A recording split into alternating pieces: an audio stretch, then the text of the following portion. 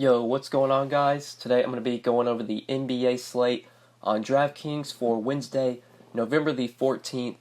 We do have a big 11-game slate for this Wednesday, so I do not want to waste time. It's going to take a while to go through each position. I want to break down the slate as much as I can and give some of my early looks and early thoughts on the slate. So let's go ahead and get started at point guard. Westbrook's the top point guard, but he's not going to be playing today. So our most expensive point guard is John Wall. John Wall is 9,100. Getting a matchup at home against the Cavs. Obviously a really good matchup here. I do like John Wall, but I feel like there are other studs I would rather play. Wall is 9,100, which is a reasonable price tag. I know these last few games, Wall's kind of been underpriced. I think last game against the Magic, he was like 8,800, and he had a really good game. He was 8,600 in that game against the Magic, and he went for 50 DraftKings points. He's just been playing really well as of late, these last 4 games. He's playing massive minutes in competitive games. They're running John Wall out there for 40 minutes in competitive games. I could see paying up for him, but if you just look at some of the other studs we have on the slate, you obviously got the top guys like Giannis, AD, Joel Embiid, LeBron. But then you have PG, Karl-Anthony Towns, who's going to be a monster this year, and is probably going to play really well now that Jimmy Butler's in Philadelphia. It will be interesting to see if Sarge and Covington are able to play today. If they are not able to play, Karl-Anthony Towns would probably be my favorite guy. I would rather play him over John Wall. And then you even got like Drummond, who I really like here against Toronto. I think Drummond's a good play, so I'll have some exposure to John Wall, but he's not going to be a guy I go too heavy on. I'm really probably not going to be paying up for point guard much on this slate. Damian Lillard's in a great matchup against the Lakers, but he is questionable right now. If he is out, that could open up CJ McCollum as just a really strong play. We're definitely gonna need to watch that Dame injury as the day goes on. If he is out, could open up CJ McCollum, make McCollum a really good option. But I probably won't be paying up for Dame in a ton of lineups. I think I'd rather play John Wall over Dame, just try and find the salary. Ben Simmons, I worry about here because now that Jimmy Butler is on the Sixers and now that he's expected to make his debut today, that could take away some production from Ben Simmons. He did get priced down to 8,700, but don't feel like I'm going to be paying up for him and just don't feel like I'm going to be paying up for a ton of these point guards in general, at least like not in my core.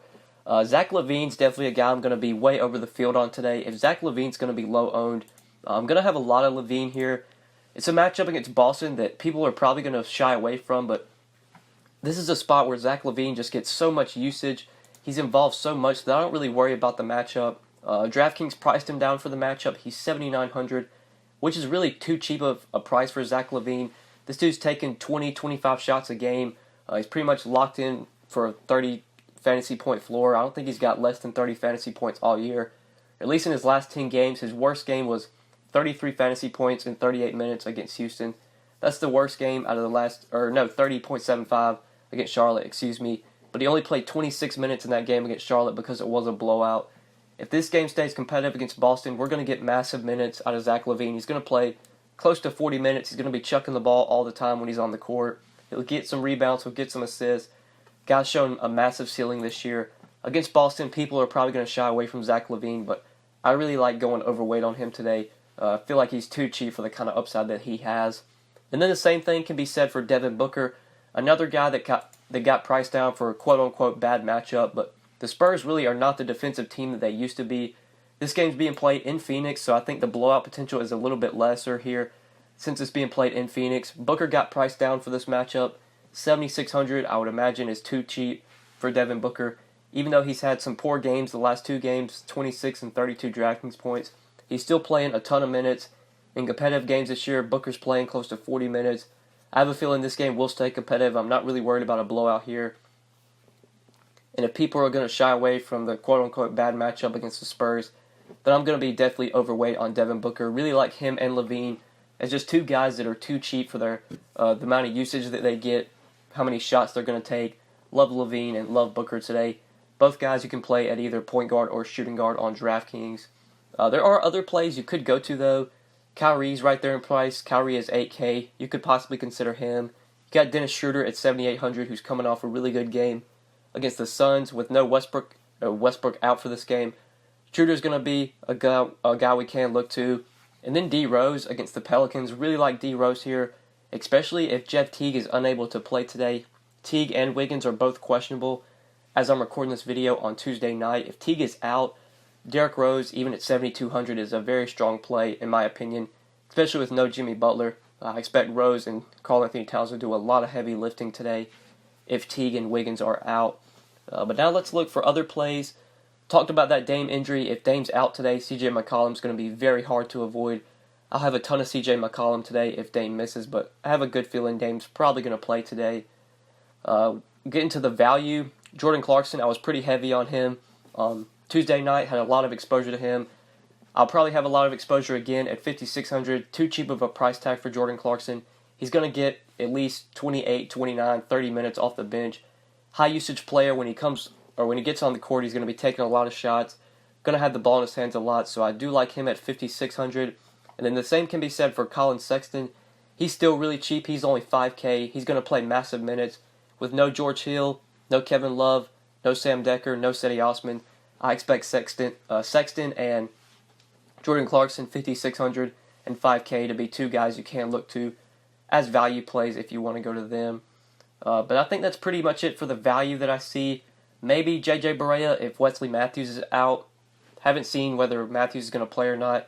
If Matthews is out, you could go to J.J. Barea. I did play him last game. I had some exposure to him with Wes Matthews out. He played 24 minutes off the bench, 26 DraftKings points. Was a pretty good play at 4K. He didn't like smash value or anything, but if you played him, he got 6X. He was a pretty decent value. I could see going back to Barea today, but not a guy I'm going to be too insanely invested in. So I think that's it for point guard. Let's go over to shooting guard now and look at this position. The top guys, you have DeMar DeRozan, 9K. You got Kawhi Leonard, 8,600. You could look to these guys. I don't think I'm going to have a ton of exposure here. Maybe DeRozan because he's facing the Suns at 9K. I know DeRozan, I'm pretty sure he had absolutely smashed against the Suns earlier this year. I think he went off for like 60 DraftKings points when the Spurs played the Suns earlier this year. No, actually didn't do good at all. Just 38 DraftKings points in 27 minutes against the Suns. Must have been thinking of a different game. Lakers against Dallas, he did really well. Against the Suns, did not do as great, so that game did blow out though. Spurs won by 30. DeRozan only played 28 minutes. But if this game stays competitive, you're going to get big minutes out of DeRozan. You could look to him at 9K, but don't feel like he's going to be a guy I prioritize today. Just don't feel like the shooting guards up top are going to be priority plays for me at all. I just really like that mid-range with Levine, Booker, Kyrie you could go to, D Rose, especially if Jeff Teague's out. Those are kind of the guys I'm probably going to be looking to at the top of this position. So in the mid-range, it's really the guys I've talked about that really stand out to me. Clarkson, McCollum, if Dame Lillard's unable to play. Maybe D'Angelo Russell with Karis LeVert out for a while. But Russell got priced up to 6,700. Not sure if he's really as strong of a play now with that price tag. So maybe if we want to go for value, Rodney Hood, with all those guys out for the Cavs, I think is a good play. At 5,100, if you do want to go to him, he does stand out to me. Yeah, Barea here who you could go to, but that's probably it for me at shooting guard. Maybe J.R. Smith as a cheap flyer. I expect him to play pretty big minutes. You never know what you're going to get from J.R. Smith, but if he's making his shots, he's shown upside this year. Hit 4K, he could be a value, but let's go ahead and move on to small forward now. So at the top of this position, you got two studs here, Giannis and LeBron. Giannis gets a matchup at home against the Grizzlies, LeBron at home against Portland. I definitely like both of these guys. I like Giannis pretty much every slate. I never fully fade Giannis, always have some exposure to him. I don't think this is a must-have Giannis slate. Like, I don't think you need to have Giannis. But anytime Giannis is like under 12K, he's 11K today, that's a pretty fair price for him. It's very likely he's going to get you at least 50 DraftKings points if this game stays competitive. We know Giannis has that massive ceiling. I think I'd play him over LeBron, even though LeBron's $700 cheaper. Giannis just does so much for this Bucks team when it comes to rebounding, scoring. LeBron has other guys that can score on that Lakers team. Giannis really does it all, especially when it comes to the peripherals. So I'd probably pay up for him if I was going to pay up at small forward. But don't feel like I'm going to be too heavy invested on these guys unless we just get a lot of value. I really like some of the mid-range plays we have today. So let's talk about some of these mid-range plays. If we want to go to the mid-range at small forward, TJ Warren, a guy that's been playing really well lately, he's gotten priced up a bit to 5,800, but he's been playing massive minutes for the Suns. Last 3 games, 42, 37, and 40 minutes, 44, 42, and 34 DraftKings points. His price is up to 5,800 now, so in tournaments, if you're going to play TJ Warren, you probably want at least close to 40 to be a good tournament play. In cash games, you really only need about 31, 32 from TJ Warren. I think he can definitely get there against the Spurs. Not worried about the matchup. I do like TJ Warren, 5,800 in this mid-range. I think he is a good option if you do want to go to him. Harrison Barnes, we can definitely go back to if Wes Matthews remains out. Barnes put up a really good game last game against the Bulls. Not as good of a matchup here against the Jazz, but Barnes is still cheap. He's going to play massive minutes if the game's competitive. I do like him at 5,500. Rodney Hood, I mentioned, I think is a good value at 5,100 if you want to consider him. Bob Covington, if he's able to play today for the Timberwolves, I expect him to probably play massive minutes. Thibodeau, we know he runs his starters into the ground. Covington already played heavy minutes when he was with the Sixers. I'd probably project him for about 36, 37 minutes if he's going to be fully active and ready to go here. So at 4,700 in a good matchup against the Pelicans. Don't mind Bob Cove at 4,700 if you want to go to him as a value. But that's probably it for small forward for the options I see. Let's move on to power forward now. AD, you got at this position who you could play at 11,300 if you want to go there. Don't mind AD today, but it's going to be pretty hard to fit him in. I'm not seeing a ton of value. I think AD is probably my favorite stud when it comes to upside. I think I'd prefer him slightly over Giannis. AD's just shown a massive ceiling this year. Pretty massive floor as well, pretty high floor to where you could consider AD in cash. He's pretty much going to give you 50 DraftKings points on a nightly basis. He's got that 65, 70 point upside that we really want in tournaments. At 11.3, that's a pretty fair price for him. Not worried about the matchup. There's really nobody on the Timberwolves that's going to be able to slow AD. So I do like paying up for him. He's my favorite stud out of all the 10K and above studs, but it's just going to be, it's going to come down to if I can find value to fit him in. I'll probably go nowhere over like 20% AD today, just because I feel like the value's not going to be there, and I'm not going to be able to get AD in like 50% of my lineups unless just a ton of value opens up. So I like AD. I'll have him in some lineups, but not going to go too crazy on him. But let's look at other power forwards in the mid-range. Not really a ton of options stand out to me. Like you got LMA at 8,300 against the Suns, who you could go to, but that's not really a play I feel like I have to have. Julius Randle at 6,900 is a very strong option if Mirotic remains out. I've been on Randle a ton lately. He's been too cheap. He's probably still too cheap again, so if Mirotic misses again today, then I'll be going right back to Randle. At 6,900, the guy just has too much upside to avoid if Mirotic misses. But looking at other power forwards, you got a lot of guys here I've talked about. TJ Warren, definitely like him today. Larry Nance, really like at 5,500. He's just too cheap for his role now. He's playing 30-plus minutes a night in competitive games for the Cavs.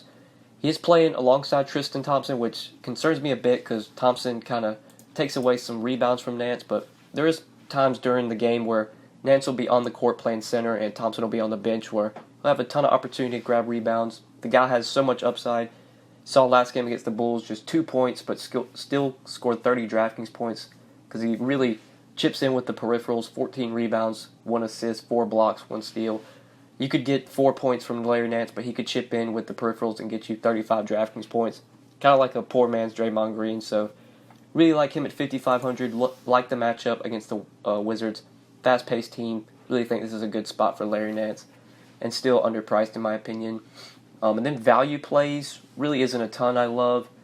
Like Bob Cove, you can play a power forward if you want to go there. If he's able to go today and isn't going to be limited, you could go to him. You could go to Dario Saric. Kind of the same thing. If he's going to be able to play today and is not going to be limited, you could go there. But that's really it for power forward. Let's quickly go over centers now. So you do have Joel Embiid, Karl-Anthony Towns, 2 studs at this position. Embiid at 10.5 is a pretty fair price tag. I like the matchup against the Magic, but I just don't know. Jimmy Butler coming to this team, I feel like it could take some production away from Embiid as well. Maybe take away some rebounds, take away some scoring. Embiid for me probably going to be avoiding. If I can pay up for like a stud today, it's going to be AD 1 and then Giannis 2. I'll have a little bit of Embiid, but really not going to have a ton. The guy I really like at center is Karl-Anthony Towns, especially if Sarge and Covington can't play today, because it's just going to be Karl-Anthony Towns doing all the heavy lifting for this Timberwolves team. We saw it last game against Brooklyn. Just so many rebounds for Cat to soak up. Just they're going to look to him for scoring. 9,500 he has gotten priced up, but still might be a little bit underpriced. Cat's going to be probably 10K and above all year, rest of the year. So I'll be taking advantage of this price tag at 9,500 while I can, especially if Sarge and Covington aren't able to go today. And then other centers, Whiteside's in a really good matchup against Brooklyn, but he is expensive at 8,400. But I will definitely be over the field on Whiteside, especially if he's going to be very low owned today. Like if Whiteside's going to be 4% owned, I'll probably have him like 10-15% of my lineups just because the guy has so much upside, especially in this matchup. But there are some good mid-tier plays if you want to go to them at center. DeAndre Jordan's a guy that really sticks out to me as being a little bit too cheap at 6,500. This guy's been so consistent all year. As of late, he has not been as consistent, so that's kind of why the price tag has dropped a little bit. His last 4 games, just 28, 36, 20, and 28 DraftKings points. But he's really done well in this matchup against the Jazz. Through 2 games this year, he's averaged 43 DraftKings points against the Jazz. He's averaged 11 and 15 with 6 assists. He's played massive minutes. He's going to play massive minutes here if the game stays competitive. They're going to need him on the court. Anytime Rudy Gobert's on the court, they're going to need DeAndre Jordan out there. If this game can stay competitive, I think we see probably 36, 37 minutes out of DeAndre Jordan, and could definitely get a double-double with some assists as well. Could easily get 40 DraftKings points from DJ, and at 6,500, just think he has a lot of upside to return a lot of value on this price tag. Same could be said for Nurkic, same could be said for DeAndre Ayton, but I think DJ might be my favorite guy, the safer play there for sure. Now looking in the 5K range for center plays, Tristan Thompson's been doing really well lately for the Cavs. If you want to go to him at 5,800, I think I prefer Nance, but Thompson's definitely in play. He's playing a ton of minutes. Going up against the Wizards, going up against Dwight Howard, they're going to need him on the court. Don't mind Tristan Thompson. Same can be said for Howard. I think Howard at the same price probably might be a little bit of a safer play. Both guys have upside, but both guys are definitely going to be in my player pool for today. And then cheaper centers, Joe Val might be my favorite low-owned guy that I feel like I'm going to go overweight on.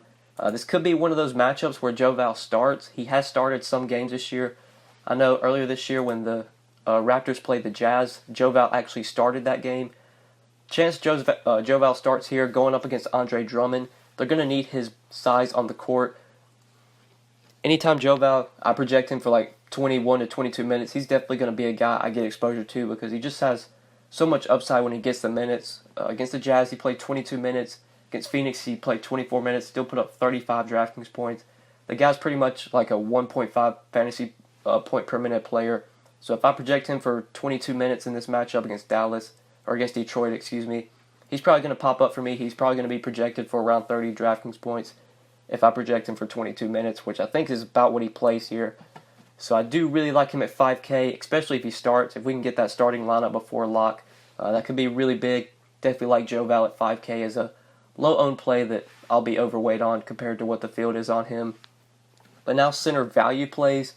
The one value play I want to touch on is Ed Davis. If Jarrett Allen's unable to go today, we're going to see Ed Davis probably start. If he doesn't start, he's going to get some good run off the bench. But I imagine they start him because they're going to need someone big to defend Whiteside. This is only if Jarrett Allen is out. If Allen plays, then obviously Allen will be out there. But if Allen's out, Ed Davis potentially could start. Could potentially be looking at about 24, 25 minutes. So I do like him at 4,200 if you're trying to go cheap. I think he makes sense. But yeah, I think that's it for center, guys. I think that's it for the video. So hopefully you did enjoy this video. Hopefully it helped you. If you enjoyed, just make sure you click that like button. Would really appreciate it. Make sure you subscribe if you have not already. And if you do have any questions, feel free to hit me up on Twitter at the DFS_GOAT. Or you can leave a comment down below, and I will get back to you as soon as I can. But yeah, guys, thank you so much for watching. Really appreciate it, and good luck tonight on this 11-game slate. Peace.